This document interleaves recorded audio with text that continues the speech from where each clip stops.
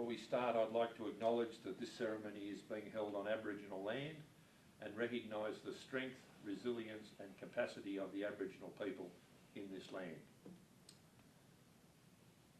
Andrew, welcome. We'd like to call upon you to say a few words on this occasion and welcome you to the microphone. Well, no microphone.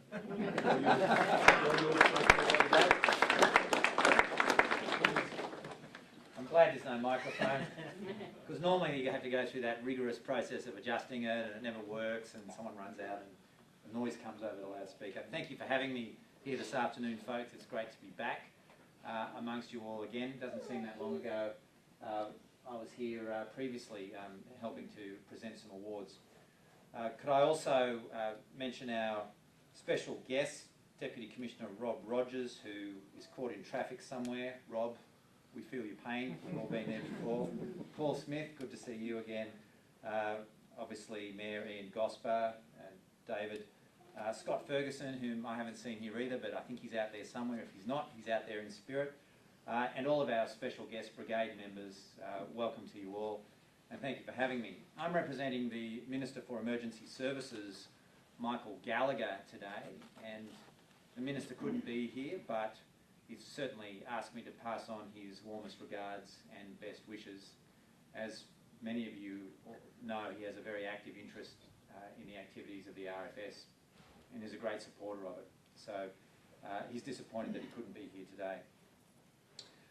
Well, we are celebrating today great achievements from 101 members of the RFS who are being honoured today. I mean, that is quite an achievement, and I think the number of recipients today just shows you how strong the RFS is in this part of the world.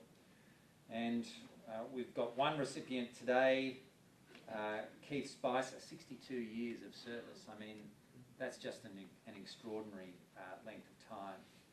And Keith joined the brigade as a teenager and spent a number of years as brigade captain from 1965 to 2002. So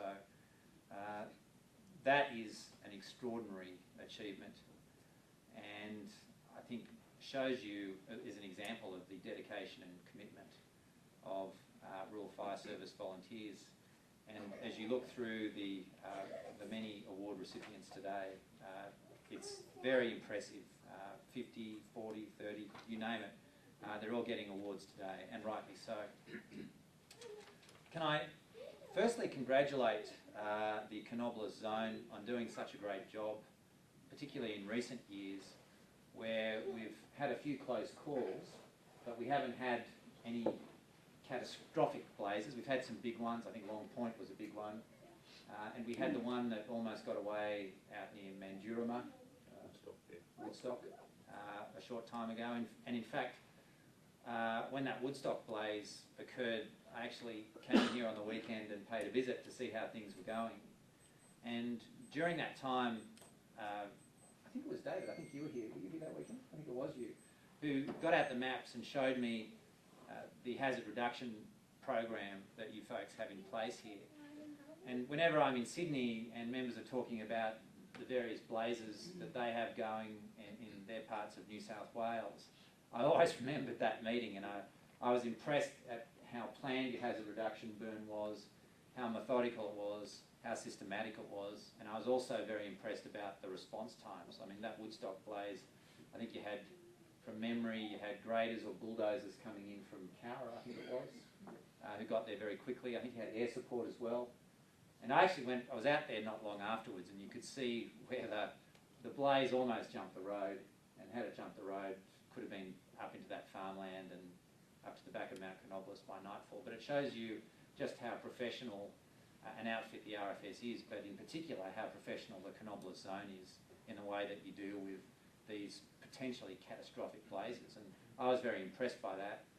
And whenever I'm talking to other members of Parliament, I always tell them about how professionally run Canobolas is and how it really should be a model for other parts of New South Wales. And I never get any arguments with that. In fact, all I've heard of is agreements. And I was actually speaking to Melinda Pavey, who was the former Shadow Minister for Emergency Services, and she was singing the praises of Canobolas as well. So your fame is spreading far and wide.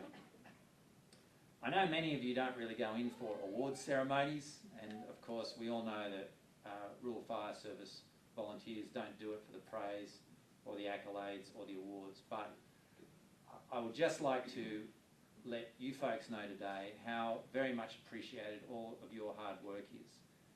And it's not just the volunteers themselves, but you can see today the number of family members we've got here, that it really is a family effort in combating these blazes and keeping our community safe. And so on behalf of the community, all of our communities around the Central West, can I thank you for your service. I know, as I've said a minute ago, in many cases the service runs for years, decades, and in some cases a lifetime of service. It is a big commitment. And I don't think people in city areas really appreciate the level of commitment that is required to keep our community safe. They see it on the news when there's a big blaze out, you know, that Lithgow blaze which the army started through their ammunition live fire exercises. That was fun. I saw that one from the air as I was flying across.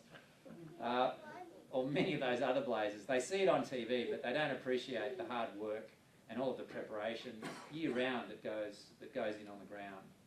So it's a great pleasure for me to be here today. It's an honour, actually, to be amongst you today to help hand out these awards on behalf of a very grateful community. So thanks for having me, folks.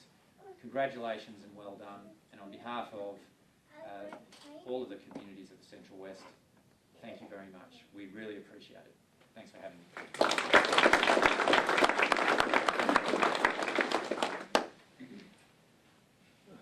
Thank you very much, Andrew.